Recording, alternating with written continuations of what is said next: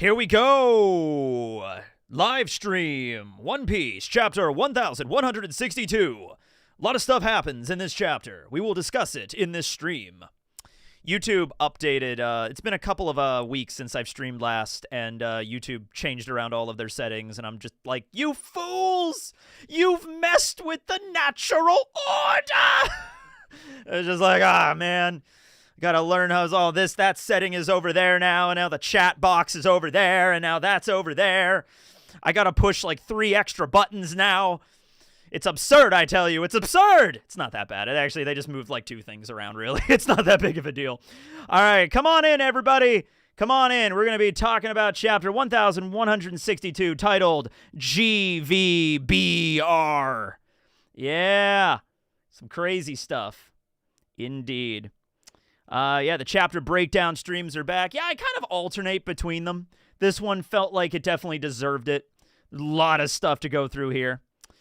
Finally caught a breakdown stream. Hope you're good, Teching. I'm good. I just got back from buying straws. So that's my Saturday.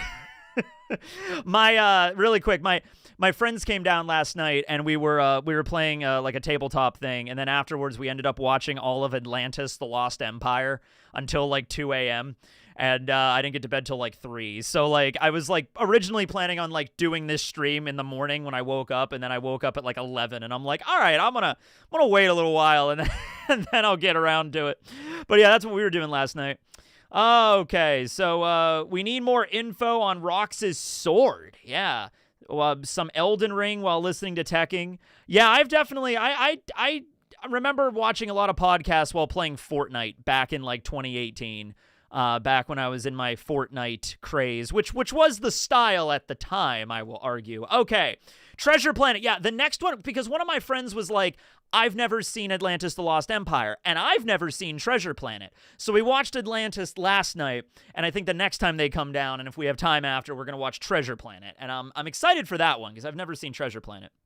Okay, anyway, we've got to get to the chapter, though. There's a lot of stuff going on. Okay, do you believe that the rocks glaze is because it's like that, or because it's from Loki's POV? Yeah, so once again, let's back up really quick from the perspective of this flashback, because it's really important to understand Loki is not the one narrating this stuff at God Valley. He was not there. He does not know any of this shit that's happening, okay? So Loki's flashback, I know it's been a long time now. I think it was chapter 1152 is when we started. So I think we've been 10 chapters exactly, or I guess 11, into the flashback here. Yeah, chapter 1152 was titled An Awful Day, and it was halfway through that chapter that Loki started reminiscing, telling everybody about the story of when Harald was killed. And then at the end of that chapter is when we get a flashback to Harald's like time when he was like 45 years old, like 109 years ago. So like it goes, like the beginning of this flashback, the only part of this flashback that's actually narrated by Loki is like, you know, the first like 4 or 5 pages of it. And then after that, it goes into narrator, because Loki wasn't alive when Harald was like 45 years old when he just became king. Scopper, you could argue, Scopper is also there, right? He's also there, and he can also mention everything that's going on, but he also wasn't present when Harald was growing up and everything like that. Wait, did I have the, wait, let me just double check something really quick. Do I have, okay, wow, they really did change their, okay, that's annoying. They really, where are all my stream settings at? Where's like the title of the stream? Oh, there it is. Oh no, it's 1162. I titled it right. Okay. So yeah. So I want to reiterate again, it is funny. It is a joke that's like Loki's cramming all of this within like 5 minutes, and it's like 10 chapters of material. But yeah, it's not actually him being the narrator. Yeah. We haven't even gotten to the Lola Loki stuff yet. I mean, like, it isn't even really a flashback centered on Loki. Like, the very beginning part of this was, and then it hasn't been about Loki, not even really about Harald for, like, the last 4 or 5 chapters, if we're being straight up. You know, Harald is, like, a side character. Rox really showed up and stole the show. I mean, that's really what happened here. I imagine Loki is giving an abridged version of God Valley so he can glaze over rocks more. I could see that. I could be like, yeah, there was this big battle on God Valley. I wasn't there, but I heard rocks like beat the shit out of everybody. It was awesome. You know, I could definitely see him throwing something like that in there. Luffy's meanwhile, like Luffy, it's so funny to me that Luffy and Chopper are the only members of the Straw Hats that are listening to this story right now. So they're gonna leave and go back, and after the fight is over, the only two people on the Straw Hat crew that have heard any of this shit about rocks is Luffy, who's probably not gonna remember the majority of it, and Chopper. Chopper might have to be the one to go to Zoro and Sanji and Usopp and Brook and Frankie and everybody and be like, guys, I heard this crazy story the other day. You know, like, that's what it's gonna have to be. Oh, that's wild. Oh, okay. Yeah, the reference of Whitebeard not paying his tab. I mentioned it in the review. I mentioned that it was a thing that Marco brought up when he was reminiscing about Whitebeard, that he, you know, never paid his tab and he always made Marco and everybody like pay for his drinks. And so here in the flashback, it's a neat little parallel to that where Whitebeard is, you know, like, so Rox is at the end. And I am very certain that Rox at the end was like, I know my crew is done for. Like, they already knew it was a short fuse, that it wasn't going to last very long. It only lasted about not even 6 years. I think it only lasted like 4. I think it was like 42 years ago is when it like was properly formed at like full power, okay? And it's only 38 years ago. So it only lasted like 4 years. I think Rox knew at the end, like, this is it. It's after the events of God Valley, whether or not he survives or dies, the Rox crew is no more, right? He knew that. And he even kind of looks over at Whitebeard and says, like, hey, there's nothing to gain about staying with me anymore. You know that, right? And Whitebeard's like, yeah, but, you know, I'm not going to leave you high and dry right now, which is, by the way, a completely different perspective than I originally assumed. Reading about this whole thing, dude, we're going to get to Aerys. Okay, there's a shit ton of stuff to talk about Aerys, okay? Like, I have read some crazy crack theories on Aerys that I kind of want to be true, of just the level of manipulation Emu might be going here. Okay, so we're going to get back to Aerys in a moment, but I always assumed that, like, Rox was essentially insane, and when he was at God Valley, he basically was like, come on, everybody, let's fight to the death, yarg! And then that's what led all of the other members of the Rox crew to be like, okay, Rox is crazy, we're just going to now leave because he's insane, right? And he just wants everybody to die or something like that, right? He went like the way of Vanderdecken the First and just went mad, you know? That's clearly not the case. And we see Whitebeard hung out with him. Kaido also stuck around, but I'm a little bit dubious of whether or not Kaido stuck around because of any sense of loyalty and more of just because he's a dragon now and wants to try out his dragon powers because he's a damn dragon. I'm getting more of the impression where, like, because like Kaido comes in and he's just like, hey, everybody, hey, you two, Rox, Whitebeard, check it out, I'm a fucking dragon now. And like, Rox is like, good for you, kid. All right, I always knew you had it in you. I'm happy that you're happy. And Kaido's like, I'm a damn dragon, let's go. Like, how are you going to test out the dragon fruit, right? Kaido is a big fan of Rox. Yeah, you also got to remember, Kaido is the youngest member of the Rox crew, right? He looks up to a lot of these larger-than-life characters as, like, big brother and maybe even, like, a father figure, because Kaido had no strong father figure in his life. He was raised as a super soldier in the Vodka Kingdom, and then they sold him out. You know what I mean? So, like, honestly, probably Rox is the closest thing he has to a father figure. Maybe Whitebeard as well. Kaido's got 2 dads, and he's gonna help them both out right now. Yeah, Kaido has 2 dads, and they're badass, all right? So that's where this is going, right? Holy shit. He's a fanboy for sure. Oh, yeah. Let's go look at some of these super chats. What if in this chapter, what Saturn was afraid of is waking is the true form of Nika that they talked about in the more recent episode? Possibly. So, yeah, let's talk about that shit because that's fucking... That came out of nowhere in this chapter. All right, so Saturn is up on a mountain just kind of observing the entire battle. He hasn't even gotten involved yet. I actually kind of forgot he was even there because he was originally shown to be there during Kuma's flashback. And we even see a moment where this takes place after Kuma met Saturn, and Saturn is like remembering what Kuma said to him and everything. But now he's just observing the whole fight. And so first of all, I don't know if he's talking to Emu here. Because of what happened at the end of the chapter, I assumed Emu was having a conversation with Saturn via telepathy. I don't think it's Emu. I think it's just another member of the Gorosei. Like, all the Gorosei are communicating that way, right? So he's saying, we'll have to wait until, he's like, okay, Rox is not dead yet. Things have continued to unfold outside of our expectations. If all of this destruction continues, we risk something else being unleashed. And I guess the rest of the Gorosei are like, that must not be permitted no matter what. Now, remember, and if this is a big deal, if it's not Emu, if it's Emu saying this shit, that's a big deal, because that's implying something that, like, Emu themselves is like, we cannot let this happen, right? But if it's just the other members of the Gorosei, they might be talking about Emu's wrath. A lot of people pointed out a similarity between this scene and the scene that occurred. Remember when Emu was like about to wipe out Lelucia, and he was like, I'm going to use this weapon to annihilate Lelucia. And the Gorosei were trying, not exactly telling Emu no, because they would never think to do that, but they were kind of trying to move Emu away from Lelucia. They were like, oh, well, that's a big country. There's a lot of people that live there. A lot of people would die if we tested the weapon there.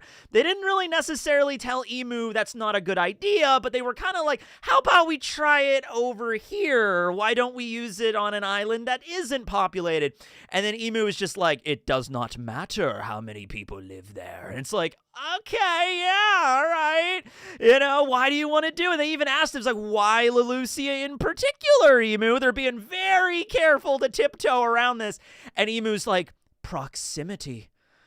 Yeah, okay, let's do it. Emu said so. So, like, maybe the Gorosei are at least trying to be like, okay, if shit keeps hitting the fan like the way it is at God Valley, Emu's gonna get mad and just launch a laser cannon. But then again, this is before Vegapunk and before the Mother Flame and shit, so I don't know how that would go.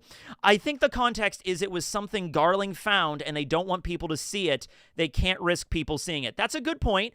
And remember, like, as we learned out later, like, the whole world learning about the flood, that's not something that Emu wanted. That's not something the Gorosei wanted. They were very much enraged by that. They went through so many lengths to try to stop the transmission and the broadcast to make sure that the world wouldn't find out about this. So that was clearly something that was not supposed to happen. Gunko even said that the world was just supposed to end without anybody knowing, which also kind of implies that, like, Emu is sort of running out the clock here. Because the idea, I guess, is the world... Now, okay, Emu and the Gorosei and the rest of the Tenryubito might be okay because they're on top of the fucking red line, right? So that's where Marijwa is. So maybe they were like, yeah, the world will flood and everyone will die except the people on top of the red line.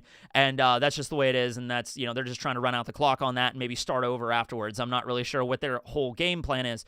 Did you see the One Piece live-action God Valley trailer? The AI concept? I've seen, in the last couple of days, I've seen some posters of, like, Enter the Grand Line with, like, Laboon and stuff, and I saw some artwork of Clive Russell playing, not artwork, but, like set photos of Clive Russell playing Crocus, and I think he's doing a great job. He looks like Crocus. Really well done. So I'm excited for that. How do I feel about One Punch Man Season 3? I like it so far. You're never going to be able to top the animation of the first season because that was like one of Madhouse's best. I've actually just finished rewatching season 1 of One Punch Man and then watching season 2, and it's like, oh, it's rough. Season 3, I think, is trying to fit more with the season 1 aesthetic, but it's not Madhouse, so it's going to be tough.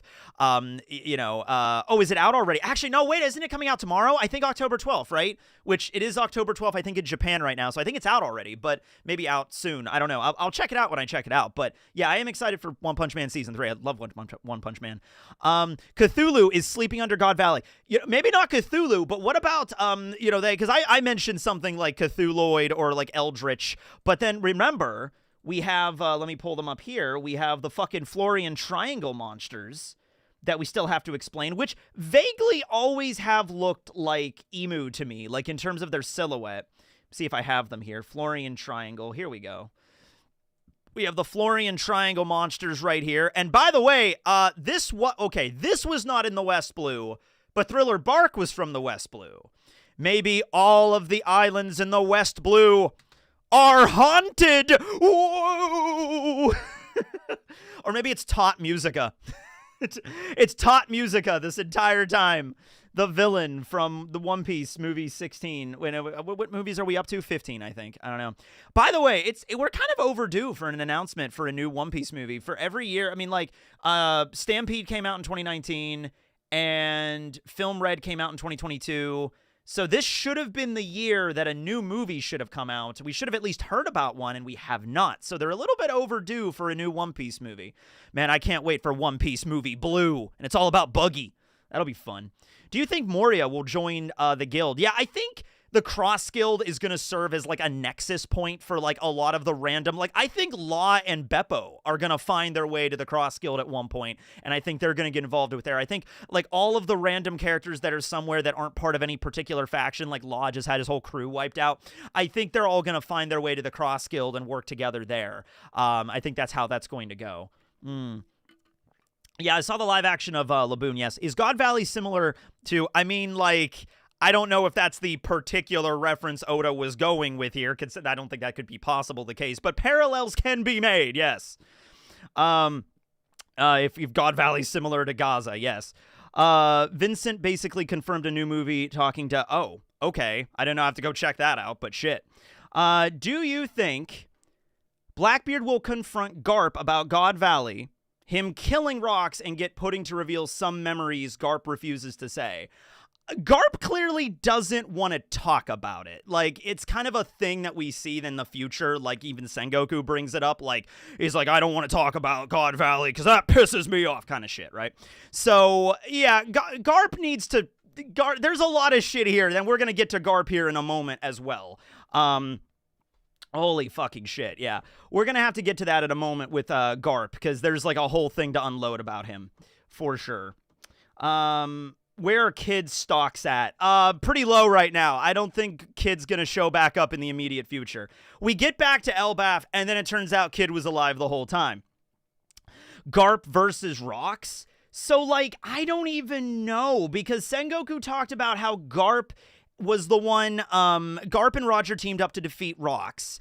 But clearly at the end of this chapter, that's not what this is, you know? Like, now we have fucking Saturn there and Emu and all this sort of shit, and it's like, what the fuck is going on here? Like, I don't even know, like, okay, at the end of the chapter, we have this badass scene of Rocks, Whitebeard, and Kaido standing next to each other, right? Then we see Roger and Garp, I guess at different locations? But they're running towards, they're mentioning like they see Saturn, right? Like Garp brings up, maybe this is a dream after all, what's up with this island? And then Roger says, it's been one adventurous twist after another today, right? So, I don't fucking know if they're there right now, or like if they're arriving on the scene, or if they're just sensing the hockey. Because I really want there to be a moment where they all get together, Garp, Roger, Kaido, Whitebeard, and Rocks, and they all try to fight Emu together, and to see what that is, because I think Oda has an opportunity here to really showcase that, where it's like, all right, all of these strongest heavy hitters in One Piece get together and launch a big attack against Emu, and it does nothing. And it's like, fuck, you can't kill this thing without, like you just can't kill this thing with, like, brute force or hockey or devil fruit power. That might be why Kaido is there, too, because Kaido is mentioned to have, like, one of the strongest devil fruits in history. Whitebeard is also mentioned. Like, Kaido's zone, it is not an exaggeration to call Kaido's zone the strongest zone. And it was directly mentioned by Sengoku that Whitebeard's paramecia is like one of the strongest, if not the strongest paramecias, with enough power to destroy the world. So, like, these powers together against Emu, they might not do shit. And it's like,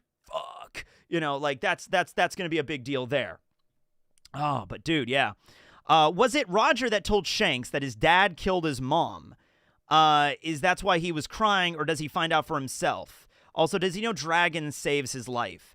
I don't think... Oh, okay, you're referring to the last scene with Shanks and Roger at the end of the journey when Shanks goes up to Roger and then he tells him something and then Shanks cries. That's what you're referring to. Yeah, Tekking is pro-Palestine. Yes, free Palestine. That was always the case. Okay, but anyway, I was having a whole conversation about my friends with this, actually, last night, too. But anyway, so in the situation here, when we have I don't think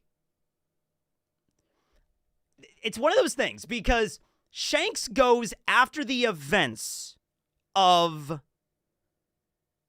breaking up with the crew. He apparently goes off to Marijois, right? Like, he goes, like, he learns that he's, like, the chosen child or some shit.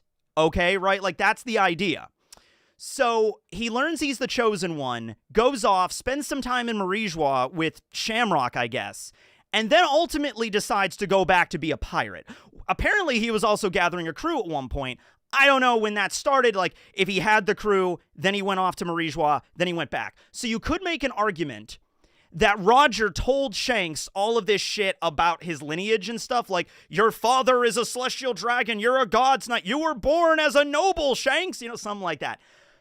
But I also don't think that, I also don't feel like, I'm putting Roger kind of in the category of Whitebeard here, with, hey, I don't really care about your lineage sort of thing. Whitebeard was sort of like that, right? Whitebeard's like, I don't care about your father, Ace. I don't care that your father is Roger. You know what I mean? Like, that's not important. Maybe Roger felt the same way. Like, Shanks, it doesn't matter that your father is Garling. It doesn't matter that your father's a piece of shit. So I don't know if Roger would have brought that up at the end. I don't think he would have. Yeah.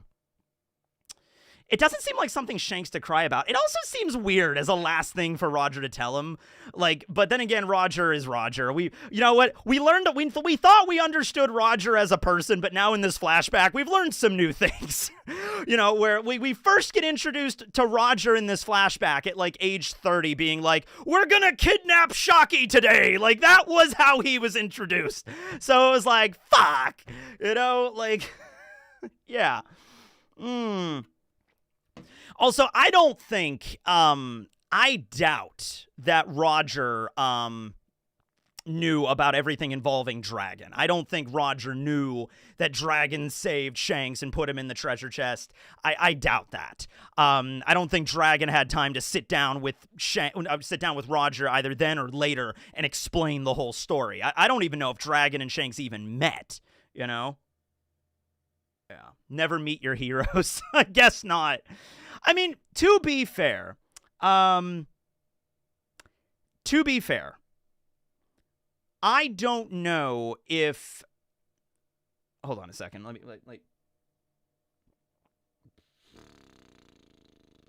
I lost my train of thought here for a minute, fuck, hold on, there was something there. Does Shanks even care? I don't know. Yeah, oh yeah, this is what I want, okay.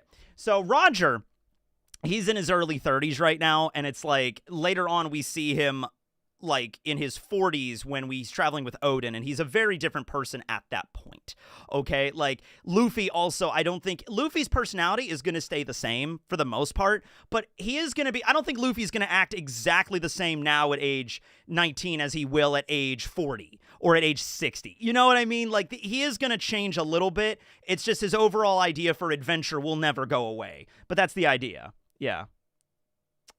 Yeah.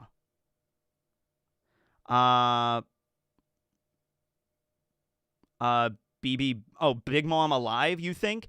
Yeah, like right now, I think Big Mom's alive. Yeah. Okay, let's talk about Aerys. Holy shit, let's talk about Aerys. Okay, I read a cracked theory about Aerys, okay? And it was something at first I was like, wow, but then I'm like, you know what? If it goes there, it fucking goes there, and it's fucking nuts. Okay. Oh, hey, CJ. How you doing, man? Okay. So the basic idea, okay, so Aerys is, originally I called her the goddess of chaos. When her name was mentioned in the last chapter, I said, oh yeah, Aerys, goddess of chaos. Not true. Should have said the goddess of discord. Okay, she's the goddess of all of discord, you know? She has that. All right. So there's also that magic circle that was drawn by Emu, correct? Okay. And in that, you know, thing of magic circle script, you kind of see it written as Aerys D Tar. And people have read that, maybe it's supposed to be read backwards as Tar D, like Tar D Aerys or Tartarus. Okay, so Tartarus is the place they imprison the Titans in Greek mythology, okay? But that's not where it gets fucking nuts, all right? Where it gets fucking insane is this theory where what if, yeah, she's the goddess of Discord mods. But what, yeah, or just a TARDIS from Doctor Who.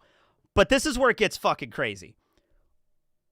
The idea is, I don't want to say the contention, but the idea is, what if Emu is Aerys?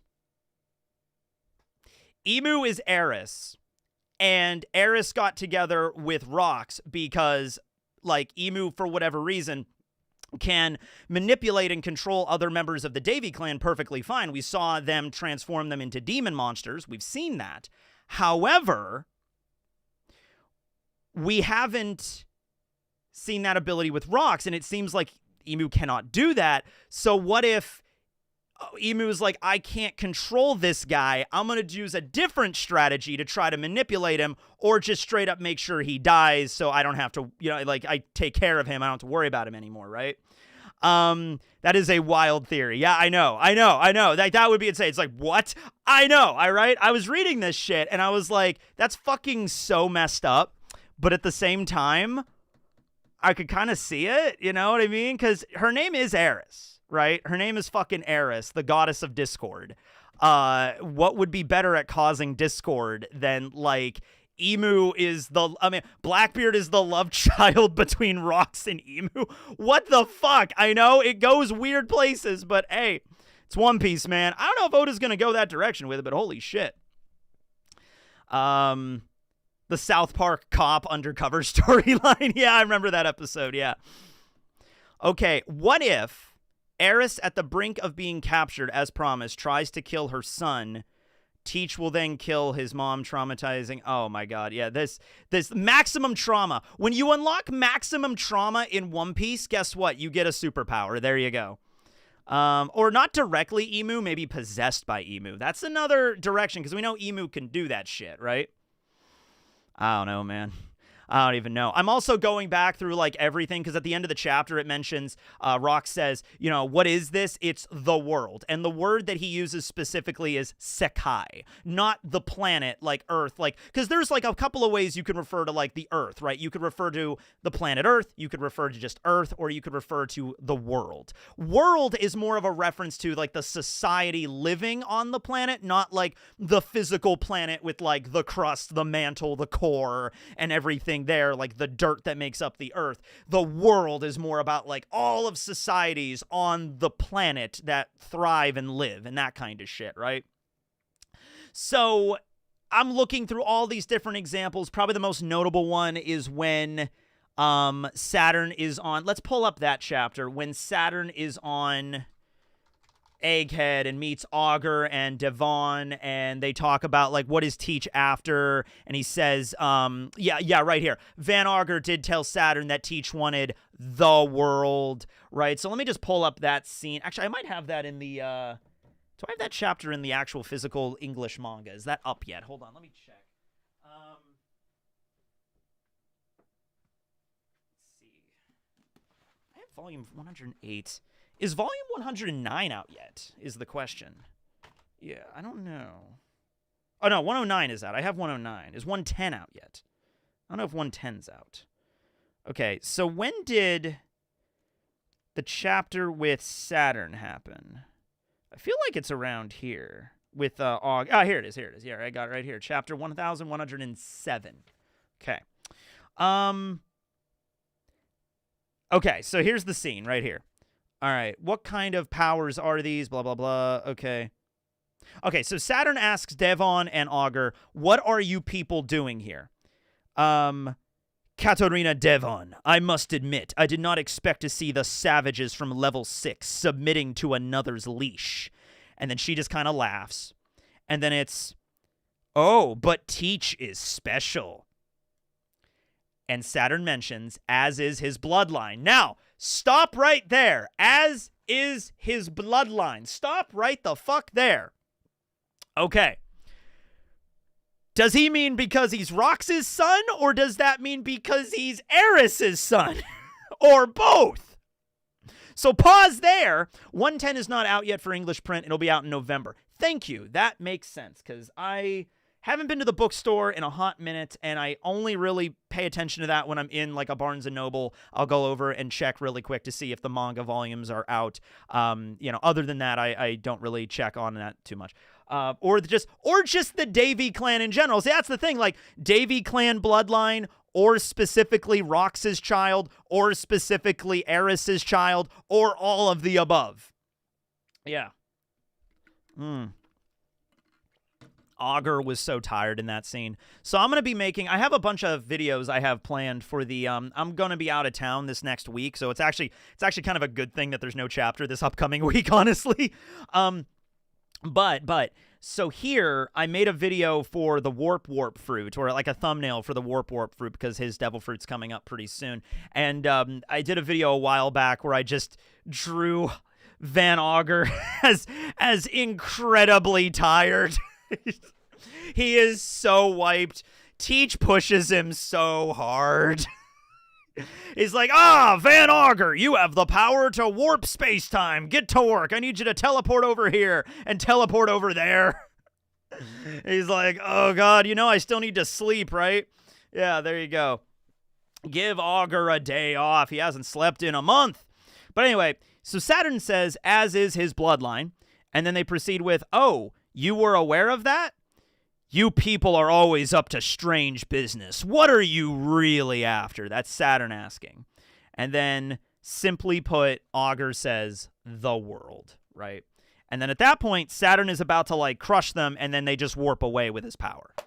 So there you go. So, excuse me, but there you go, right? That's where it is.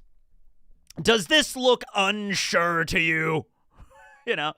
So that's that shit right there. Motherfucker. So there's so much to talk about. That's going to be probably a separate video in its own right there. You damn kids. That's going to be that crap. Not as tired as stronger. Oh yeah, Doc Q's horse. I also have the video for the sick fruit here. Here it is. There's the thumbnail for the sick fruit. I kind of put, like, the background's supposed to be like bacteria and stuff. So there we go. And then you also see Stronger here. Stronger is a very tired horse. Oh, my goodness. Oh, my goodness. But, yeah, I'm going to be coming out with these. The next one's going to be the Push fruit, which is Morley's fruit. Just really quick, I have the Push fruit. And then we have the sick fruit. And then we have the Warp fruit. And then we have Burgess's strong fruit. And then we have just a couple more after that. We have Bluegrass's Ride fruit. Got that one. And then we also finally have the Cannon fruit that Urban has. So there we go. And then there's Biblos is after that. I haven't made his thumbnail yet. But after Biblos, we will be all caught up with the Paramecias. So hopefully I'll be able to get the Paramecias done by the end of October. Hopefully. And then we got to get to the Zoans. And after I'm done with all the Zoans, provided Oda doesn't reveal any more devil fruits, I'll be all caught up by the end of the year. So you read Mistborn. What about other Cosmere? I'm trying to read A Way of Kings. And what I mean is trying is, like, I like the book. It's just I'll read, like, a few chapters, put it down for 3 weeks, and then read more chapters, and then put it down for a month, and then read a few more chapters. It's on my coffee table. It's upstairs just sitting there at me. Yeah. Dragon mentions the world back at Logtown. It is a very long book. Yeah, it is a long book. Yeah. Garling getting off screen. The Knights have been real impressive in general so far, aside from the regeneration. I start to get the impression that, like, Oda can't show everything, or like if he was going to show every single battle at God Valley, we're going to be here a while. And I think Oda's, like, kind of aware of the fact, and maybe his, it is also just his editors or something might be there kind of telling him, like, hey, like, God Valley is fun and all, but, like, we do need to get back to the actual story at some point. Like, we do need to get back to the Straw Hats. We do need to get back to Elbaf, because there's enough shit to go deal with. Like we're still in the middle of the shit. We're up shit creek without a paddle in fucking Elbaf right now. You know what I mean? Like, there's still so many crap going on. Like, we're gonna have to go back there and deal with all that stuff. It's not like, oh, we just hop back to Elbaf really quick, wrap up the arc, and then we're done. It's like, no, we're still in the middle of a fight. You know what I mean? We haven't even started the proper fight. Like Zoro and Sanji are still heading up to the upper level. They haven't even gotten to the sun level yet to actually start fighting against the Gods Knights. And Luffy's not even there yet. So, like, yeah, we have a lot of stuff to go through. I might bring back Halloween this year. I'm doing another video right now, which I injured myself the other evening filming in the dumbest way possible. I always get hurt in really weird-ass ways. But at any rate, yeah, I'm doing that video, and that's going to take... I filmed the first part of it. It's going to be a few recording sessions to get that done. But yeah.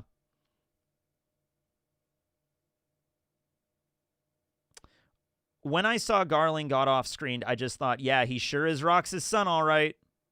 Did ants bite you? No, there is a...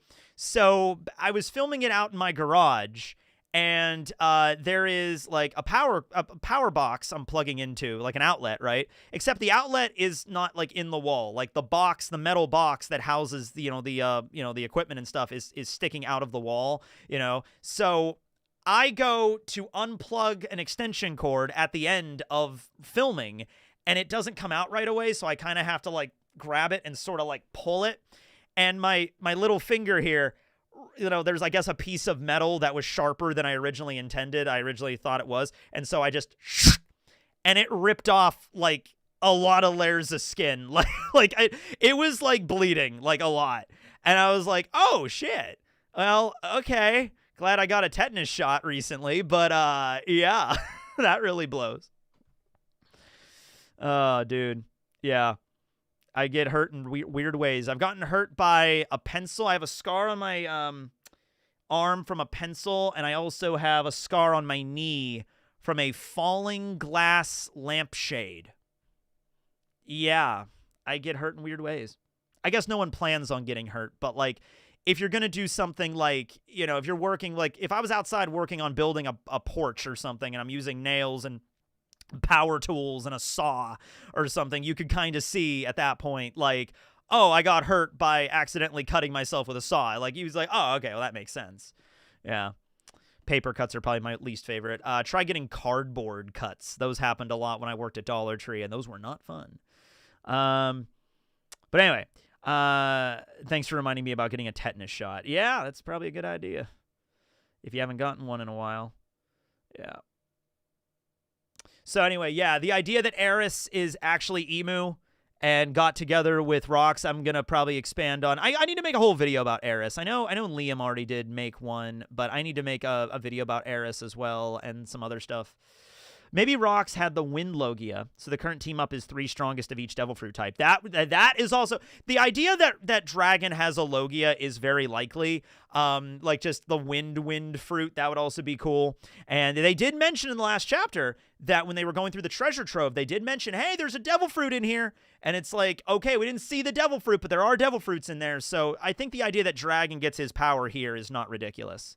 Yeah. Davy Clan was Domi Reversied before Emu showed up, so it could be Aerys. So we don't know how they were Domi Reversied. This is really important. We don't know how they were Domi Reversied. We see Emu showing up at the end of the chapter, but we don't know. Like, apparently, according to what we understand so far, the only person that has the ability to reverse people like that, to turn them evil, is Emu, because Emu literally says at when he takes possession of Gunko, like, let me show you how a real god is like exerts their power. Let me show you the power of a god and how it's really done, right? So the idea is it is only Emu that can Domi Reversi. So if we've seen demons walking around and it's the Davy Clan, Emu possessed either Gunko or Saturn from earlier or another members of the God's Night and then Domi Reversi'd everybody. That's the only way it makes sense.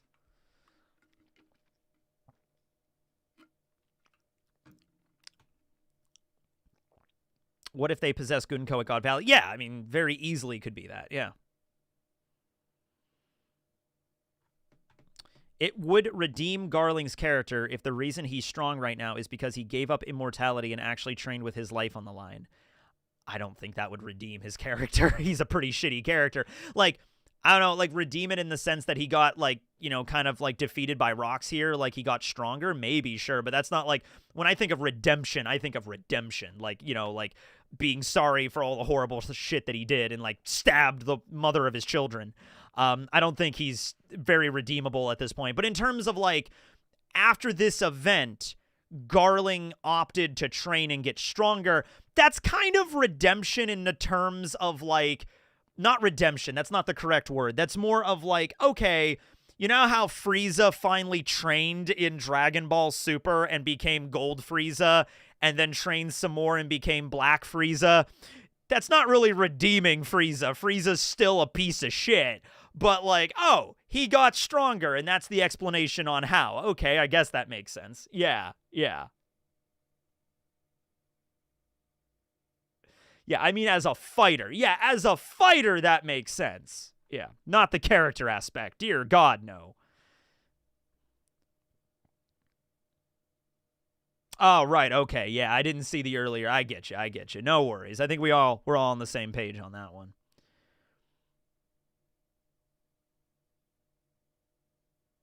Do One Piece characters also see Emu as the silhouette? I'm kind of thinking they do at this point. I'm kind of honestly thinking Emu is just like the darkness, you know, or something. I don't know. But maybe not. Maybe they are seeing something completely different. But everybody that encounters Emu seems to have this weird of like not really sure who they are or how to explain them. Like Emu, like when Cobra was looking at Emu, I guess he didn't really say anything regarding Emu's appearance. He was just like, who are you? You know, like that's all, you know, Cobra didn't say like, why are you shrouded in darkness? Or why does your face look like that? Like he doesn't say anything like that. Yeah. It's like Father from KND. Yeah, kinda. Really? Really mad? Oh, whatever. I don't care. You can fight Pappy if you want to. I'm gonna go get some Rocky Road. Emu face reveal next chapter. We're gonna get the face reveal at some point. It's gonna happen at some point. Maybe Emu is Jormungandr. Maybe. Jormungandr. Can we debunk the Emu is using Vivi's body theory from Cobra's reaction? Maybe not Vivi's body, but Lily, though, is a possibility, yeah. Guess nobody's thinking about Harold. Is Harold going to even show up at God Valley? Like, I kind of assumed he was going to at some point. He was going to roll in. But, like, I don't fucking see it now. Decking, do you watch Smiling Friends? Yeah, I do. I do. I saw the opening of it last, the season 3 premiere. I watched it. It was really funny. Yeah. Silly Samuel. Oh, dude. Yeah, I like Smiling Friends, yeah. You know what's crazy? There was a Cyanide and Happiness short a few years ago called Mr. Bitch. It's a really funny short. Go look it up on YouTube. And the guy they got to voice Mr. Bitch, because that was his name. That's how it's spelled and pronounced. Not Bish, not Bick. Mr. Bitch. Anyway, the guy that plays him is the same guy that plays Mr. Boss in Smiling Friends, and I didn't connect the dots until just now because he was using the same voice, and I'm like, oh wait, it's the same guy. That's hilarious. Yeah. Oh, dude. Yeah, any thoughts on the Stride flag used as a revolutionary symbol? Yeah, that's happening all over the world right now. It really just goes to show like the core of what that symbol means around the whole planet. You know what I mean? It's like a symbol of like, you know, justice, and we're like gonna not stand for this particular stuff anymore. Now, I will be fully, you know, I will be fully like true here. I don't know all that much about various like histories and the political diagrams and not diagrams. Not diagram. What is another word? Dynamics, like political dynamics of like other countries like that. I haven't really looked into it. I've kind of started to learn a little bit about this, you know, and just looking more into all of that kind of stuff. And it's like, oh, what the history of these countries and stuff are, because I love studying history. There's a lot of countries in the world, and so I was kind of focused on like the countries and stuff that I've been to, and like I know a lot about American history, obviously, because I live here and shit. But reading a lot about this stuff, there's a lot to unpack there, a lot to open up. But yeah. A lot of crazy shit going on right now in the world. Stay safe, everybody.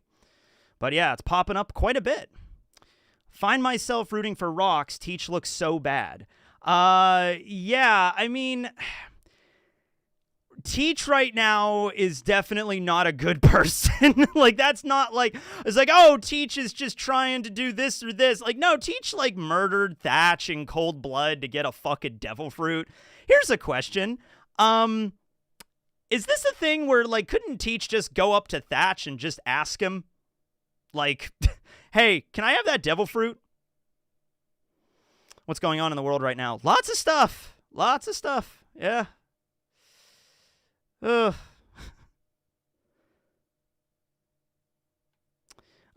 Yeah, we gotta really see where this is all going. Like, this is the thing that Oda does, and he does it a lot. We have all these things like, okay, Blackbeard is this like evil dude that's trying to like overthrow the government, and he killed Whitebeard, took his devil fruit, all that kind of stuff. And we always were kind of told that Rox was like this horrible human being, right? And parts of those are true. Like, Rox is definitely not like a good thing. Rox is not like a good person here, right? But he's not the kind of person we originally thought he was going to be. Does that change Teach's perspective? Like, the idea that Teach was growing up in this environment where he was attempted to be... Like, I compared it a lot to Orochi. Same thing with Orochi. You have Orochi being headhunted, like the lynchings of all of the members of like the Kurozumi clan after what Orochi's grandfather did. And there's like, okay, you can sort of understand how Orochi ended up where he was and why he wants to just ruin Wano. He's still an evil piece of shit, but now you get where he, why he is an evil piece of shit, why he ended up that way, right? So it's kind of the same thing right now with Blackbeard, where it's like we're learning about, okay, this is the story of how Blackbeard began. This is his beginnings, Yeah. I miss your Orochi voice. I can still do the Orochi voice. I am Orochi. Kanjuro is even more understandable now. I mean, okay. Oh, here's the thing really quick I want to bring up about Kanjuro, which is I could kind of understand it, but it's also kind of fucked up, okay? So, get this. This is fucking nuts. Get this shit, okay? So, there was that chapter... Not this chapter, but last chapter, where we got Yamato in the shrine, right? Praying to all the different lanterns, okay?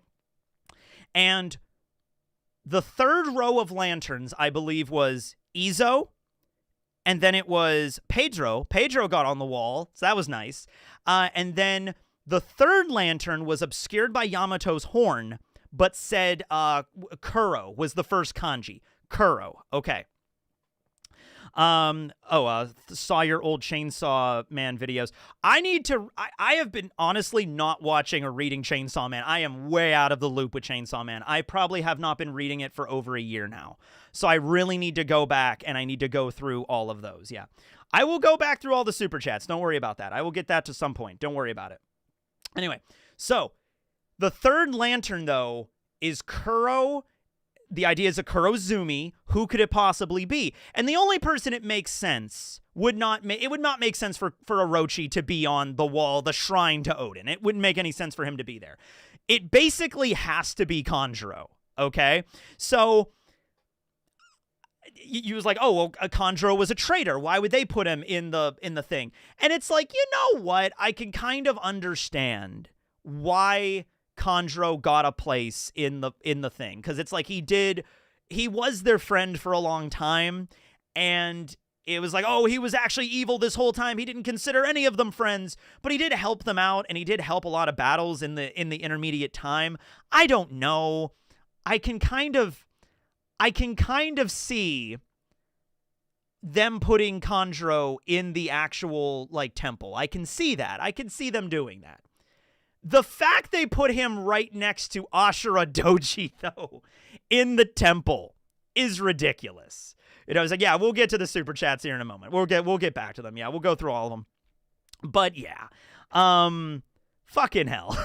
You know what I mean? Like, the guy that killed him right next to the guy. They could have put the spaces in between, They could have put Ashura Doji on one end and Kanjuro on the other, having his memory kind of like somewhat remembered there, but then also separated from like, okay, he murdered that guy, blew him up. So it's like, yeah.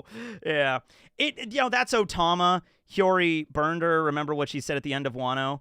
That's not Otama. Otama's not dead. They only put the people that died in that. It's like a memorial. It's a shrine. Yeah. All right. We'll go through the super chats. Let's see what we got here. All right. Terrence. Did you see my last super chat? I'm on my way, Terrence. All right. Let's see what we got here. I love that Emu is being set up as the ultimate evil, with Kaido, Whitebeard, and Rox, potentially Roger and Garp teaming up against him. Okay. I mean, always, like, Emu was intended to be, like, okay, so I made a video a while back. Thank you, Terrence, by the way. Okay. I'll get to the other super chats. I'm going to tackle that really quick because there's a couple of things to say about that. Okay. So, I made a video a while back. Hold on. Okay. I made a video a while back where I compared Lucci and his acts of evil to Saturn. Because when we found out what Saturn was all about and the horrible actions the Gorosei committed as opposed to Lucci, where Lucci is a bad person. He's an assassin. He goes and brutally kills people all the time. But it's sort of like, at the very least, Lucci gives a shit about his own friends. He cares about Kaku. He doesn't want Kaku to die. All right, he even risks his own life kind of talking to Mars, telling him to maybe save Kaku, right? You cannot see that about the whole idea. You cannot see the Gorosei talking to each other about that. Like, you know, Top Man being like, "Don't kill Ethan Barron. He's my best friend." You know, like, I don't see the Gorosei acting that way amongst each other. And so they really have, and they're also referring to every type of human at this point, even the ones that work for them, as insects, as like not even human, right? So there's this whole sort of thing here, right?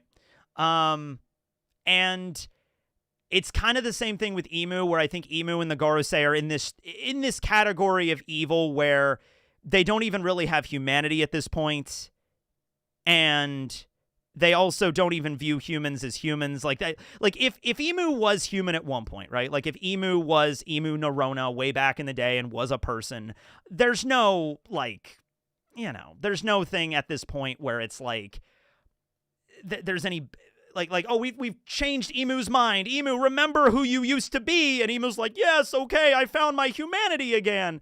I don't think that's the way it's gonna go. I don't think that's the way it's going to go. That would be a really shitty way to end the story, too.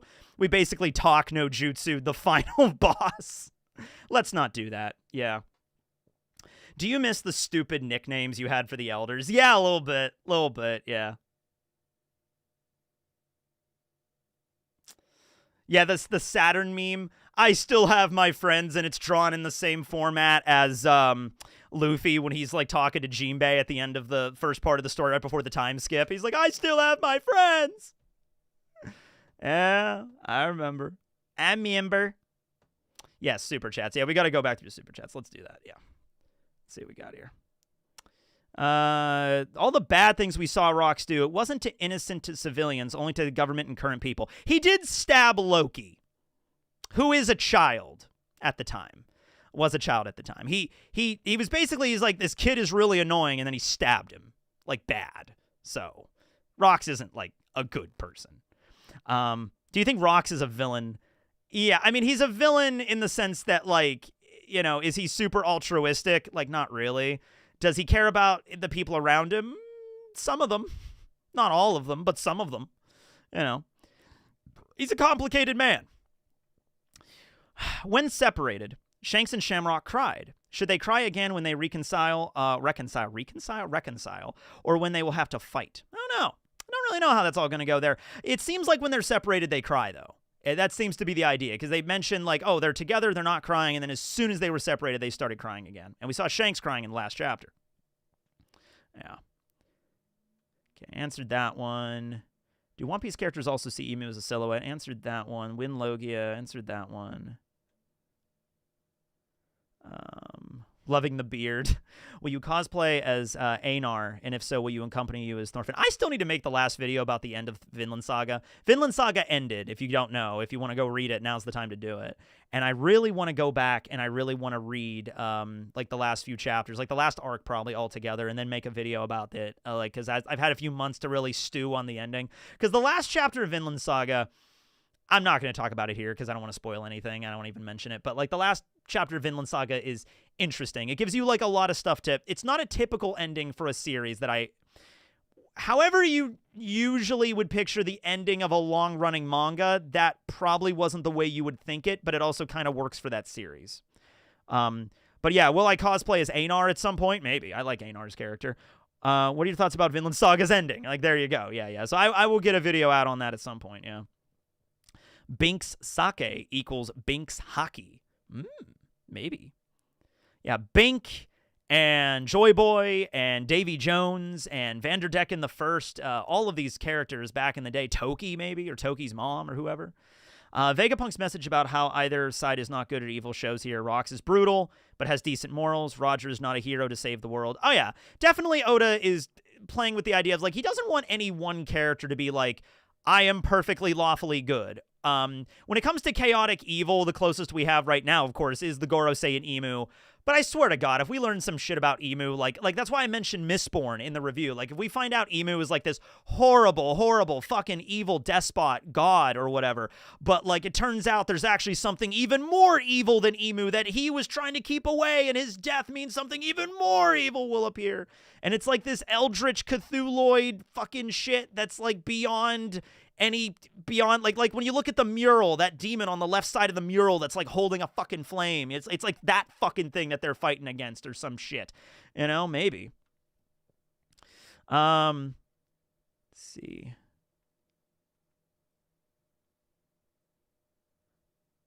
Was it Roger that told you? I answered that one. Yeah.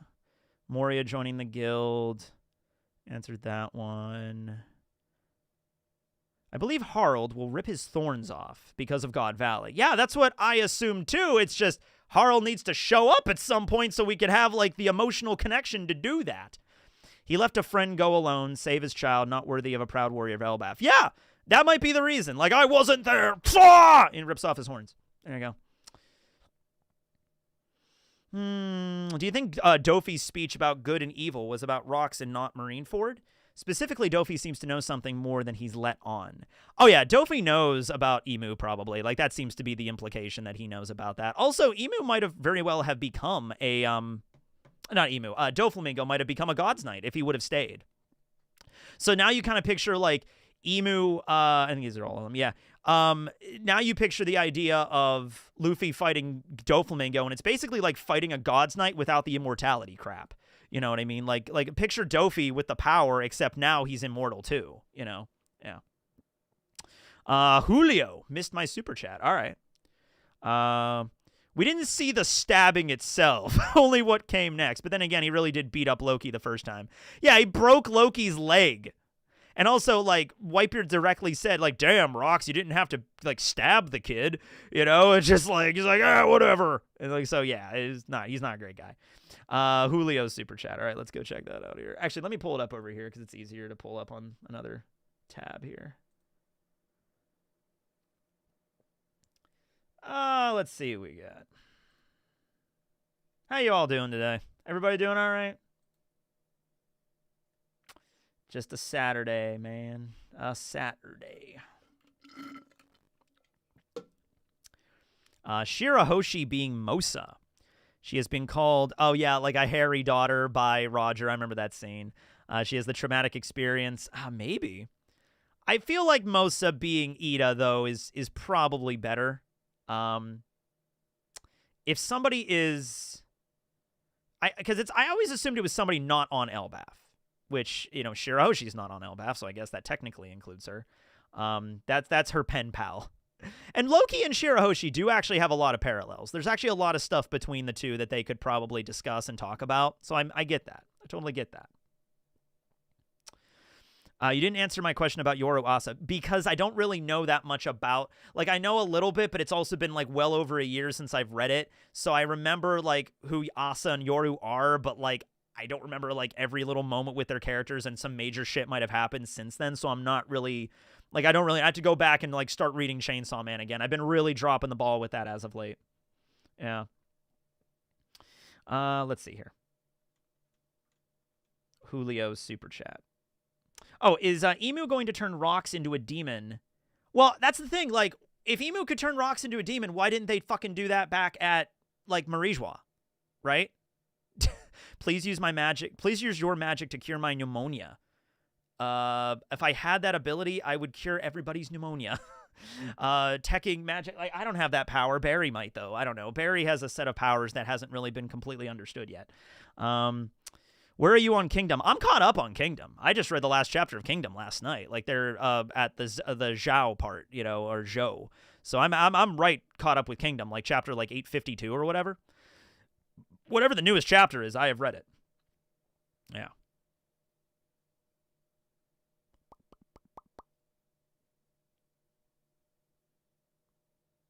Do you think Emu's trident is one of the 12 supreme blades? I don't know, but Emu, I also noticed every time somebody transforms into a demon with Domi Reversi, they get a cool looking trident. Like Dory's sword transformed into a sword trident, and Bragi got a trident, and all the members of the Davy clan got a trident. So I'm really curious if like any weapon they're holding, like if they're holding just like a pitchfork, it becomes a badass trident, or even like they had a piece of wood that transforms into a trident. Yeah. I don't know how it works, but apparently Emu prefers shotguns and tridents. That's apparently Emu's preference with weaponry. Yeah.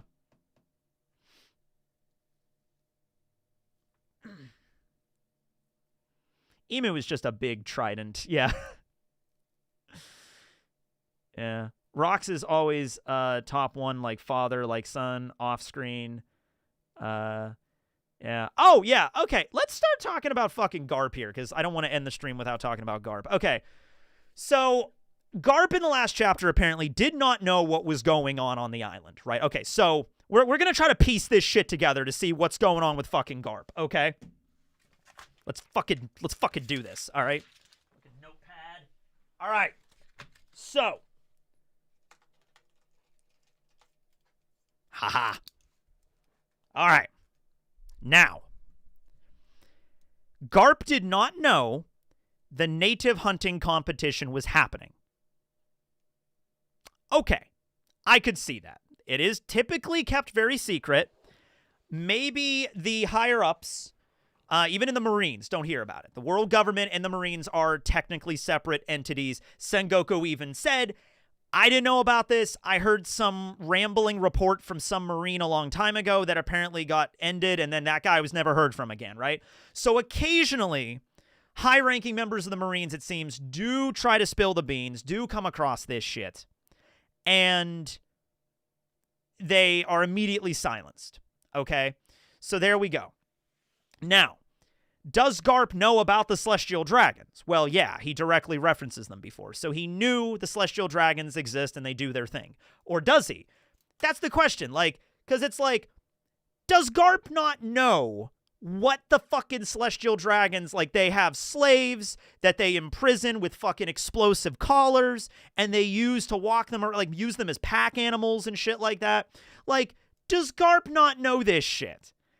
The only way I could look at this, and I don't look at it this way, but the only way I could possibly see this is like Garp has never met a Celestial Dragon before, which I find very ridiculous. He's been in the Marines at this point for almost 20 years. He joined the Marines 56 years ago. This is 38 years. He's been in the Marines for 18 fucking years, and he's a vice admiral of the fucking place. So he's like maybe Garp is just like, I'm here to be a Marine, and I'm going to save civilians, which he does. He goes around the world and saves a shit ton of people from pirates, right? So maybe Garp has never met a Celestial Dragon.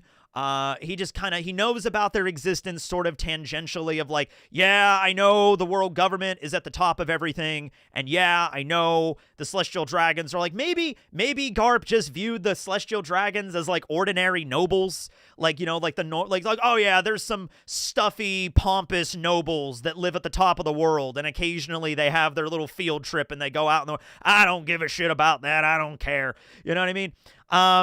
But yeah, no, what I do think happened, though, is after the events of this, Garp obviously opts to stay in the Marines, which leads to questions. The only way I could see Garp justifying that is maybe Garp is like, okay, well, if I leave the Marines, I won't be able to have the ability to help as many civilians, so I want to stay in the Marines and help as many people as I can. Because you got to remember, there are people in this world that are genuinely like, pirates are killing them and burning their towns down and kidnapping people. Like, this shit happens in the One Piece world. Piracy is a really bad thing. So Garp is like, all right, well, I still got to stop that. And then in the background is when Sword gets started. That's where I'm really thinking Sword is I'm really thinking that Sword is the thing that comes out of the events of Garp realizing what God Valley is. So Garp and Sengoku get together and make Sword. That's the best I got, but like, yeah.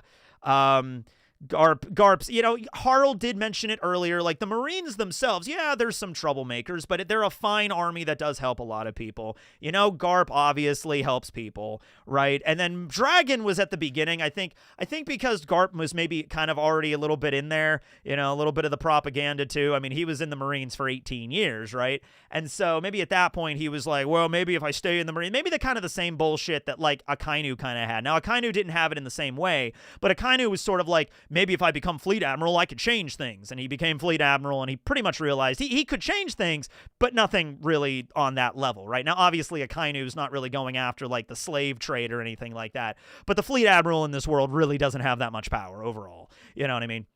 They have the ability to actually meet with the Gorosei, which is not something that pretty much anybody has. Like, even the Admirals getting a meeting with the Gorosei is probably more than likely, but Vice Admirals getting a meeting with the Gorosei, probably not. I guess the one exception being when they did the Buster Call on Egghead. That was kind of special circumstances. But in terms of, like, going into the Room of Authority and meeting with them, probably doesn't happen super often. And anybody below Vice Admiral status has no fucking shot at ever getting a meeting with the Gorosei. Yeah. Oh, yeah, the mechanical arm on Captain John. Yeah, he might have the Jiki no Mi. He might have had that before Kid. Yeah.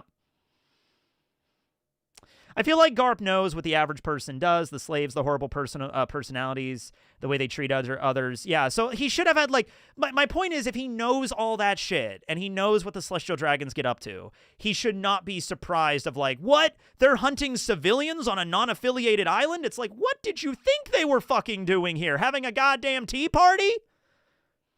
I don't know, man. I don't know. But I would love to see a scene between Dragon and Garp.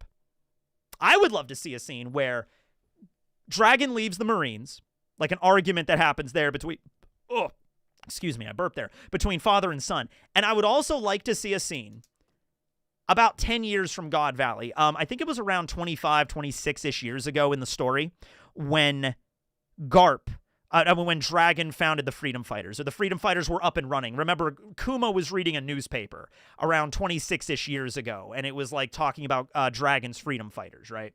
So I would love to see a scene where Dragon is talking to Garp, like, when, later on, like 25 years ago, and he's like, Dad, you got to join my revolution. You got to leave the Marines and all the horrible stuff the world government does. You got to leave, and you got to come here, and you got to do this and all that. And Garp is like, I can't.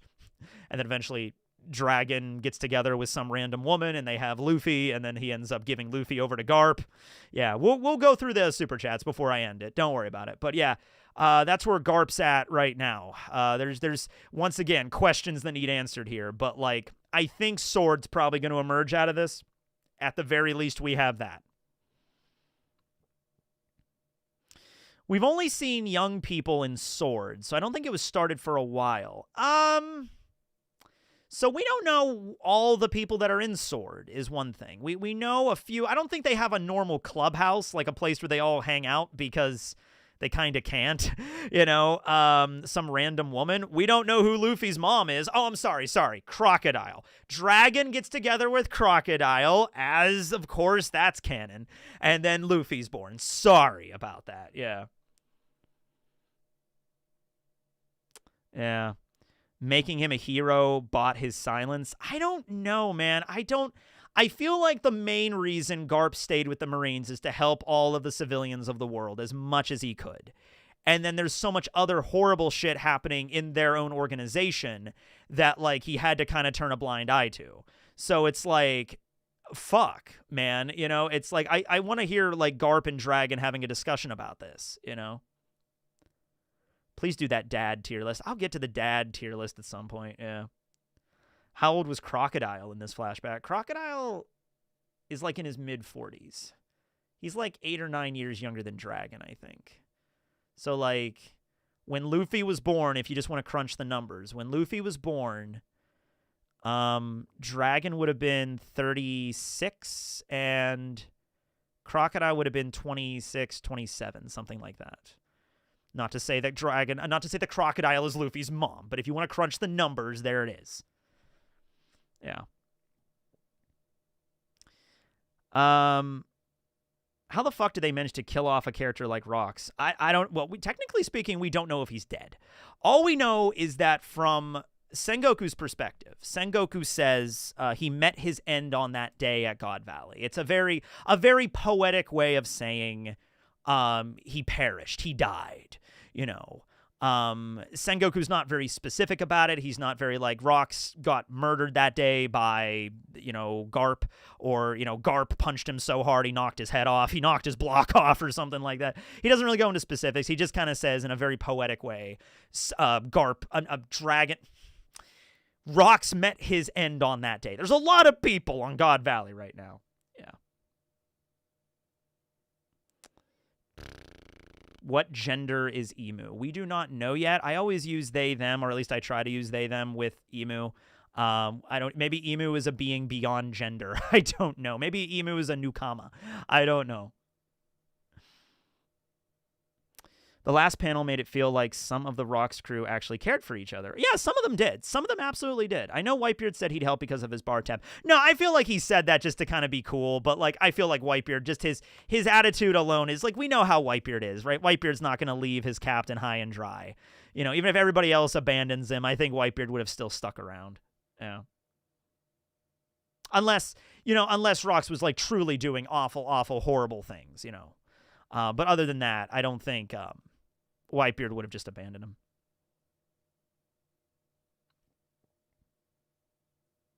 Do you think the sword in Emu's castle is Zebek's sword? Yeah. Some people have brought that up. Some people have mentioned that the sword is there. There's a lot of very similar looking swords, though. Like Roger's sword and Emu's sword. Roger's sword, Emu's sword, and Rox's sword all kind of look the same. They have like that handguard thing, which also looks similar to Griffin, which also looks similar to Cerberus. You know what I mean? So there's a lot of different like swords that all are, they have a similar shape.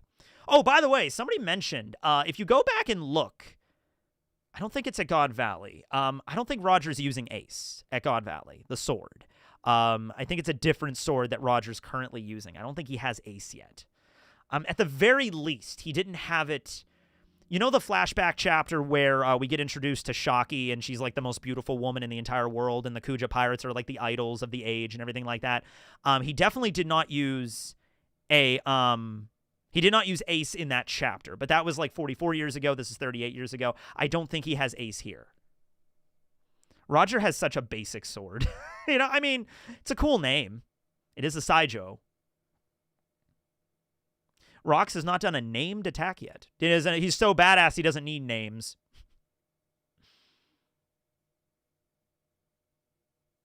Do you think a Rouge will ever have an important role in this story? We can only hope. Maybe someday. A Rouge. Good luck to you, man. I say a prayer for a Rouge. He'll show up at some point. I don't think Oda's completely forgotten about him. Remember Fugo? I think, was it Fugo from Golden Wind from JoJo Part 5?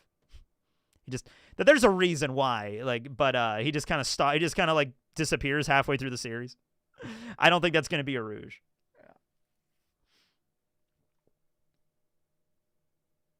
Yeah, there is going to be a Reverie. I believe it's going to be on one of the last weekends of October. I think it's going to be the 25th, or I think that weekend. I do not know yet if I'm going to be able to be there, because I'm going to be every weekend this month is fucking packed for me. In fact, like today was like one of the most like open days I had left, because I think every other weekend this month is just going to be packed with stuff, because I'm going to be out of town next week. And then the weekend after that, I'm doing something. And then the weekend after that, I'm going to a Steeler game. Yeah, so I'm busy next couple of weeks for sure. Which, by the way, I probably should get ready on the thing for that game. I have to look at something there. Will you be on D&D next week? Yeah, we're doing D&D next week. We're doing D&D Thursday, and then I'm leaving Friday, which that's why I'm kind of glad there's no chapter this week. It's like whenever I'm on vacation or out of town, it's like I'm kind of hoping that, like, okay, Oda, please don't let there be a chapter this week, because I can do it wherever I'm at. You know what I mean? I could film the review wherever I go in a hotel or something, but it is always nice to go and travel when there's no reviews, so I don't have to worry about that. I can just kind of like do the thing out of town, and I can just have fun with like vacation and stuff, and then come back. Right. Hot take: Otis should do monthly releases. That has been discussed before. It has definitely been discussed before. If it happens, it happens. I mean, that's just the way it goes. Yeah. Go Ravens. Teching, I thought we could be friends, but now that cannot be. Oh, yeah, they're playing. Are they playing the Ravens? See, I don't even know. My friends are going to a game, and then, like, I always usually go to at least one football game a year with my mom or my dad. I kind of alternate between the years. And my dad, my dad is dating a girl. They've been together for, like, almost 20 years. But his girlfriend, Tracy. And she has been diagnosed with thymic cancer this past year. So she's undergoing treatments, and she had a bunch of chemotherapy, and she's doing a lot better now. They're going to attempt to do a surgery to remove this tumor. And it's kind of a risky surgery, and it's like, like a 6-7 hour surgery that they're going to have to do. And they don't even really know like when the surgery is going to occur yet. But my dad, for that reason, me and him usually like to travel and go do things, because my dad's retired now and we like to go places and stuff. Like last year we went to Gettysburg and stuff. We didn't get a chance. He didn't get a chance to go anywhere. Because, obviously a lot of shit's happening, right? Like a lot of stuff. They had to, obviously stay with her. So, I thought it would be nice to like, maybe we might be able to go. But even then it's kind of shaky right now if he's going to be able to go, because of that. So we'll wait to see how it happens. And if it doesn't, I could just go with my mom. It's like I went with my mom last couple of years. I went with my mom. But yeah, it's like just kind of a thing. I like to it's like a thing when your parents are separated. Like it's kind of a thing where it's like, all right, I want to balance doing stuff. Like me and my mom went to LA this year to this convention, this Friday the 13th convention. That was really cool. And then last year, me and my dad went to Gettysburg, and like me and him were planning a trip to Yellowstone at one point. We got to go to Yellowstone National Park.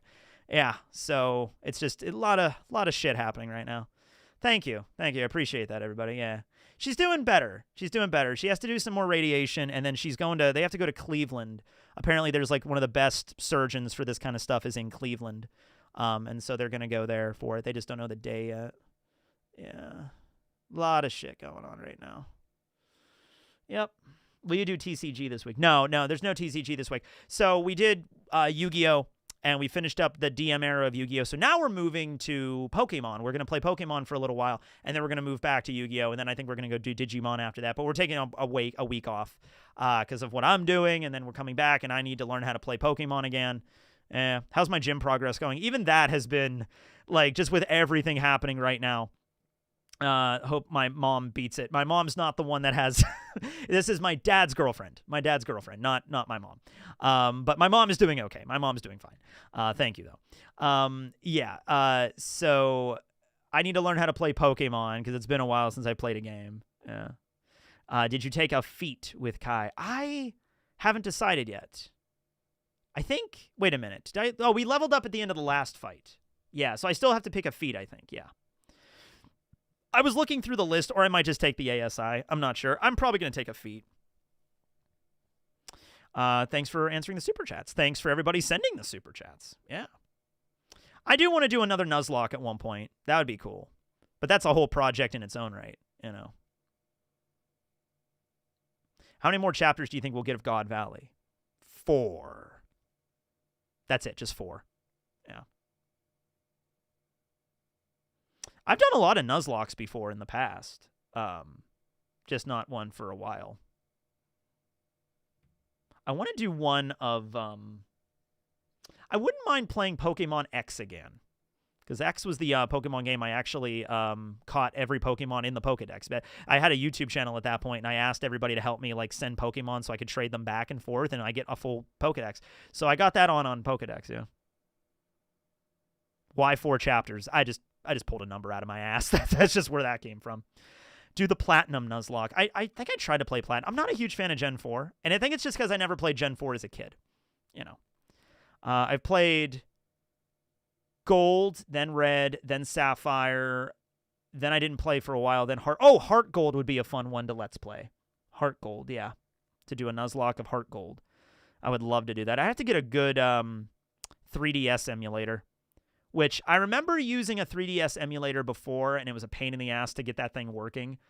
but that was a long time ago. That was like 2013, I think I was using that. So I think what's a good DS emulator? I think they've kind of improved over the years, but yeah. My Switch 2 Pokemon ZA. Oh yeah, ZA is coming out. I don't have a Switch 2 yet. Yeah. But if I think I did do another Nuzlocke, I think it would probably be Heart Gold. Or maybe Soul Silver. I've played Heart Gold. I've never played Soul Silver. Desume. Yeah, Desume was the one I used before, and it was an older generation, obviously. This was like 12 years ago I did this. But I hope it's better now. I hope it's like... I just remember trying to hook up that DS emulator, and it was just a pain to get both screens working and stuff. Like, but it was an older generation. I also didn't know shit about what I was doing either. So I think I know a little bit more about emulators now, so I can give it a shot. Desume for DS, Citra for 3DS. Okay, so yeah, it's not 3D. Yeah, Heart Gold and Soul Silver are just the original DS. Yeah, those came out before the 3DS. Yeah. So, yeah. But yeah. Probably going to be winding it down here soon. Hunter x Hunter 50 more chapters. Has it been announced that we have Hunter x Hunter 50 more chapters? Because if we have more, that's fucking incredible if we have 50.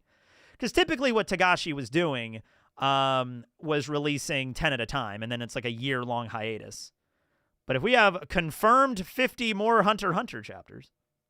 I've already played Emerald. I played Emerald on the channel before. Yeah. Did you carve that pumpkin yourself? Oh, yeah. 100% carved with my own... Yeah, no, it's plastic. Plastic. Yeah. Any collabs coming up soon? So I'm going to... I will say this much. We're going to a concert next week in Vegas. This, like, music festival. And 2 Spookies coming. And so I don't know how much time we're going to have. But it would be fun to do a video together. So maybe we will. So yeah, maybe pretty soon I'll do a collab with Spooky. And actually, Spooky actually asked me a little while ago to do like a Friday the 13th collab with him. I don't know if that's happening. When's the next Friday the 13th? Because I think there was a thing he was talking about there. That's not for February. February is going to be the next one. Maybe February? Unless we missed it. When was the last Friday the 13th? It was in June. Yeah. I don't know. But that would be fun. Yeah. Greetings from Tokyo. I should be going back to Tokyo next year. So that'll be fun. Really want to go back. Verona. Yes, Verona. Yes. I was watching, because I've never gambled before, despite what you've seen with William in One Piece D&D. I've never gambled before, like in an actual casino. I've been to casinos. I've just never gambled. And we're going to Vegas, so I'm like, okay. I gotta at least play some games, right? Like, so yeah, I'm gonna take like $100 out or so and just be like, all right, I'm gonna gamble with this, and after this, I'm done. I'm not doing anything else. I'm gonna use this. But I was watching a video the other day on how to play roulette, like actually how to place the bets and everything on roulette, and it's pretty simple. I don't understand shit about craps or keno. Apparently, last night my one friend Cody was like, apparently craps is, or was it my other friend? I can't remember. One of my friends last night. It was like 2 a.m. Was like craps is probably like the best game you have against the house, kind of shit. So I don't know how to play craps. I don't know how to play keno, but yeah, $100 will probably last you 20 minutes. Yeah, exactly. But that's fine. That's actually okay. I'd be like, I gambled, all right, I played roulette, all right, I'm done, I'm good. Like that honestly would probably be good. Yeah.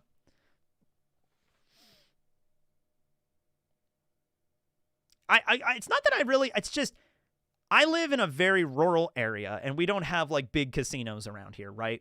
The only time I've ever been to a casino is, like, out by Pittsburgh and stuff. And I don't go to Pittsburgh super often, right? Maybe a couple times a year. So, do you like my hairstyle? I am getting this cut, by the way. My hair is super long right now, and it's super fucking annoying. But I'm keeping it this way because when I go to the concert, I just want to have long hair for the concert. I don't know why. It's just like, it's like Panic at the Disco and like Blink-182 and like All Time Low are going to be there and shit. And I'm just like, I'm going to have long, like emo 2008 hair, or whatever when I go out there. And as soon as I get back, That weekend after I get back, the following weekend, I have to be like, I'm presenting something at like a college that I used to go to. So it's like a professional. I got like wear like a suit and shit like that. So I'm getting my hair cut as soon as I get back. I'm keeping the beard. Don't worry about that. I'm keeping the beard.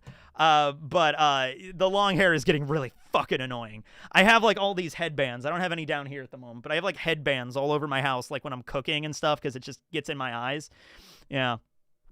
So Panic at the Disco broke up in 2022, and they've always been one of my favorite bands, and I was really kind of bummed out because I wanted to go in like 2014, and I didn't have any money back then to go, and then I wanted to go in 2017, and I did have the money, but I didn't have anybody to really go with, and then I wanted to go in 2021, I think, when they were doing their last tour, and there was some family stuff going on, and I couldn't go that weekend. So they break up in 2022, and I'm like, shit, I'm never going to see them again.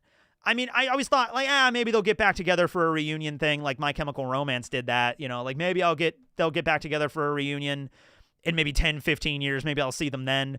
But, you know, it's only been 3 years, and already they're coming back for this one event, and they're going to sing their whole first album, Fever You Can't Sweat Out. And I'm like, okay, I'm going to this. All right, I'm going to this. Yeah. The next cover story will be fun. Yeah. I mean, an Eneru one would be nice, yeah.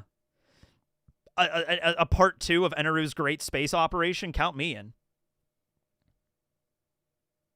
I feel the same way about Ozzy. Yeah, it sucks, you know. I didn't listen to a lot of Ozzy. I listened to some Black Sabbath, but like, you know, Ozzy died obviously, and that was a loss, and never got to see him. I never got into, now, I'm not kicking myself too hard for this because I'm a really big fan of David Bowie.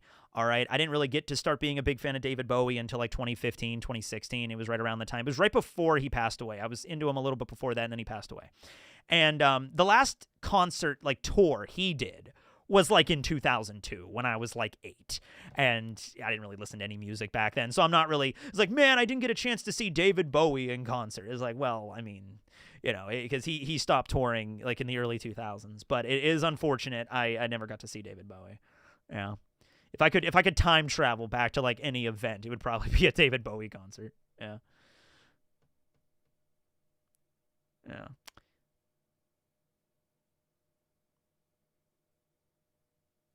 Who are even these people you are talking about? I don't know, man. There's a lot of people out there. Yeah, you know, the people that died this year. Yeah. We lost a lot. Yeah.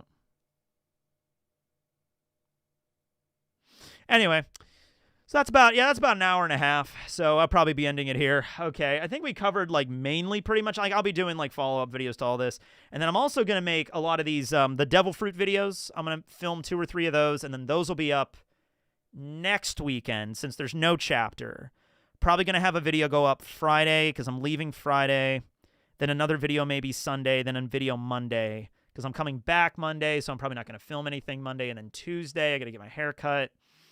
And then that weekend will be a chapter, so that'll probably be Thursday. God, there's a lot of stuff.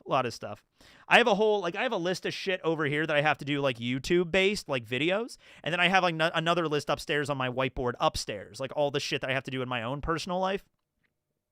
I'm doing a Halloween trivia. Like I'm hosting a trivia like I did at Techo. I hosted a trivia contest for One Piece. A friend of mine owns a restaurant, and I was like, oh, okay. And they asked me like, hey, do you want to do like a trivia thing? And I'm like, absolutely. So I'm doing that, and that's going to be fun. And then a lot of other things going on here. I need to come up with, I actually haven't even worked on that yet. I have a flyer for it and I have an artist I commissioned to draw like a sheet a little bit there. Are you cosplaying? I purchased a, let me see if I can find it.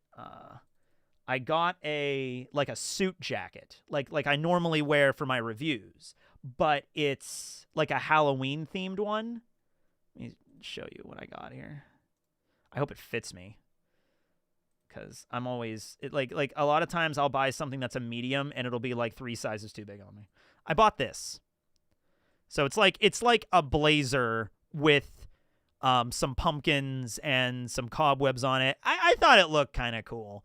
So I'm going to wear that with like a suit and tie and kind of things going on here. I think that looks kind of neat. I kind of bounced back and forth about how I was going to dress for it. Like, I have a vampire outfit, though. I bought a vampire outfit for Wang when I was cosplaying Wang in that one review. So I'm like, oh, maybe I could show up dressed as a vampire. Do I want to go that far with it? But I'm like, I was like, the cape might get in the way, and I'm like Edna mode, like no capes, and I'm like, all right. Kind of like the Nostalgia Critic jacket, like a little bit, yeah, but it's like, it works. Yeah, so that's coming up here at the end of the month. Yeah. Looks like you just got it out of Jack Skellington's closet. Well, that's kind of the idea. There you go. So yeah, I got that. And then let me also show you.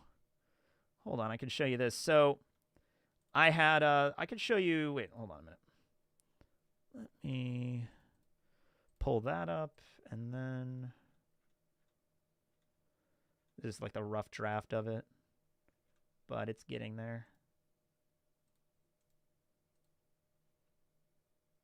So, if you haven't been to the trivias that I've been doing about, oh, hey, Amanda, do you want to do a collab? I could talk about that stuff like later in like emails and stuff. We'll talk about that later. But like maybe we could do a collab about Eneru. I always love talking about Eneru, so fuck yeah, we could do that. Okay, so at the Techo trivia contest that I do every year, artist Taplau drew this really cool, I got commissioned this really nice One Piece trivia sheet, right? And, he drew all of the Straw Hats there and in his own style, and it looks really cool. I love Nami and Chopper there, and there's Robin and Frankie and Jinbei's down at the bottom. And that's the trivia sheet. And if you ever attend Techo in Pittsburgh every July, then I will hand those out to you, and you get to keep those. So there's like the little memento there. So for the Halloween trivia, I commissioned the same basic idea, except for, and this is just the rough sketch, like it's not all cleaned up yet, but they're working on that right now, and we have a Halloween trivia one that I think is really nice. So we have Dracula, the Wolfman, Chucky, Frankenstein's monster, Ghostface, Freddy, and Jason down. I love Jason and Chucky in this one. Chucky's like grin is like super creepy, but yeah, that's that, yeah. Yeah, I should probably wind this down because I have laundry I have to do after this, so I should probably wind that down. All right, let's go through some super chats and let's end it. Yeah, are we wearing a top hat to the quiz? I should. I would wear a top hat if I had any top hats that properly fit me without going all the way down to below my eyes. It's a real pain in the ass to wear a top hat because I have a really tiny head. But anyway, okay, yeah, let's go super chats because yeah, we have to probably wind this down soon. I got other shit to do tonight. But anyway, thanks for hanging out with me. Thanks for hanging out, talking One Piece, doing all that shit. All right. Thanks for the live streams. I often play them in the background during 3 a.m. bakery shifts to keep the spookies away. Ooh, the ghosts of the bakeries. Alex, you have my respect. You work in a bakery. Yeah, there you go. But yeah, we could talk about doing the cover page series. Yeah, that's not a bad idea. I love Eneru's cover page, and it's probably one of my favorites. So yeah. Do you think One Piece should have a 2-week release schedule? I don't think I wouldn't have a problem with that. Like personally, like to me, working on what I do, like that would work for my schedule. That would piss other people off probably because everybody wants One Piece like every week. Come on, Oda, all this One Piece. But I think for Oda's health, that might not be a bad idea for like bi-weekly. Waiting for Eminem to return again. Yes, Eminem, Eneru will return at some point. Yes. Yeah, Reverie I think is happening at the end of this month. I just don't know if I'm going to be able to attend this one. Arouge will probably show back up. So I answered a lot of these, yeah. Actually cared for each other. When did Kuma go to Amazon Lily? That is something a lot of people bring up because we actually never see Kuma arriving on Amazon Lily, but he would have had to have gone there at least once to send Luffy there. So originally I was just like, Oda didn't show it, but it's not a big deal. But then you remember, it's like, wait a minute, if Oda didn't show something and it's kind of there, it's obvious, then there's something else going on here, right? But we know the Revolutionaries, maybe they might have a connection to Amazon Lily, so possibly that Kuma definitely went there at one point, but we'll see where this goes. Yeah. Answered that one. 50 more chapters of Hunter x Hunter. 50 more chapters of Hunter x Hunter, Morty. Yeah. Sengoku, we're gonna get to the Dark Continent at some point, Morty. We're gonna get there. Kurapika's gonna be the main character, Morty. 50 more chapters. Sengoku is lying. there's actually a lot of people looking at Sengoku right now. Like, is Sengoku actually just massively uninformed about what's happening, which is totally possible, by the way? Or is he actually a secret agent? He was the Buddha, but he was not the Buddha this whole time. Garling found Uranos on God Valley.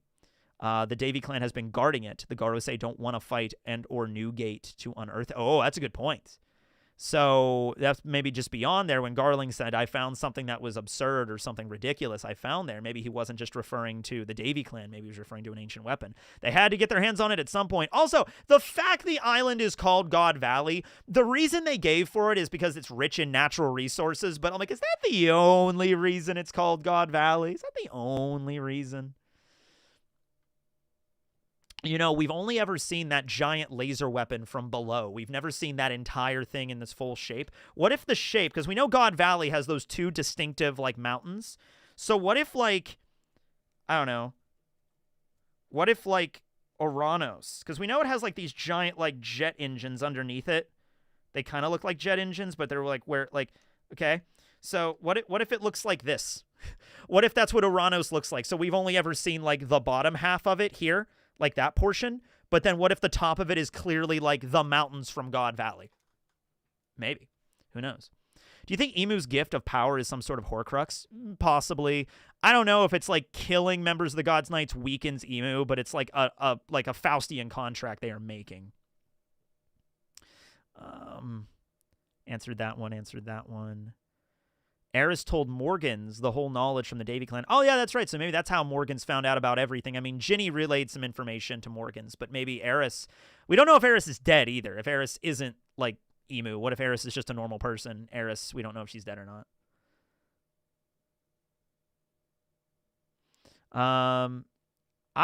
Yeah. When separated, Shanks and Shimmer. Okay, during the final war, the liberated slaves at Marijua will try to kill all celestial dragons. So there's a video about, like, I didn't make it, but I was going to make a video once about Dragon and, like, how the revolution was actually going to go down. And it was, like, me researching a lot of revolutions. And it's like, oh, shit. Like, it was, like, a really heavy topic that I don't know if I could have really done. Because it was, like, kind of, like, churning my stomach. It's, like, some really intense shit. So I'm like, I never made that video, but, like, yeah, I don't know how the fuck Oda is going to, like, tackle those subject matters, because they're, like, super fucking serious subject matters of, like, how this revolution's actually going to occur, and what's he going to do with, like, the celestial dragons that are, like, children, like, you know, or, like, the elderly, or, like, pregnant women. Like, what is Dragon's revolution going to entail here? Like, I don't know how Oda's going to tackle it. We're just going to have to see. I would have never expected to see Whitebeard, Rocks, Kaido, Roger, Garp versus Emu, Saturn, Garling. We've come so far. Yeah, I know, right? A lot of shit going on right now. All right, but anyway, on that note, I'm going to get going. Thank you all for coming over and chatting and talking about the chapter and hanging out and super chatting. Thank you very much for all of that. What's today? Saturday. Probably not going to be a video tomorrow. Monday will probably be a video. And then at some point, I also need to sit down and I need to basically take a whole video, like a day this week, and make like 3 videos in one day for when I'm gone. But there's no review this week, so that kind of gives me some extra time. And there's also that. There is a Halloween video I want to get out, but I'm going to need to film a couple more pieces of it, and it's going to be a pain in the ass to edit. But if I can pull it off, I think it'll be a really fun video. All right. Anyway, that's the video. Hope you all enjoyed, everybody. This will be Teching 101 signing out. Have a good rest of your Saturday. Happy Saturday.